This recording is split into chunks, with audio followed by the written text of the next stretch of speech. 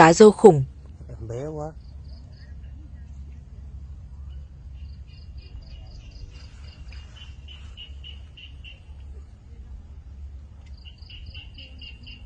Trời ơi, tim nó lên kìa.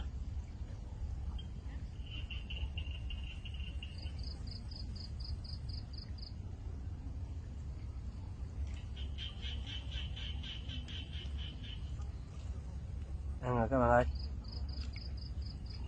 Đó, đi thôi các bạn. Cá lớn các bạn ơi, cá lớn. Ủa lớn. Ồ, Hugo các bạn ơi. Quá tuyệt vời luôn, cá khủng luôn. Ồ, quá bự luôn các bạn ơi. Quá đã luôn các bạn, nó ăn dính vô cái mang nè. Cá này nó ăn miệng nha các bạn. Đó. Ồ, quá đã luôn các bạn ơi. Ồ, này là ui da.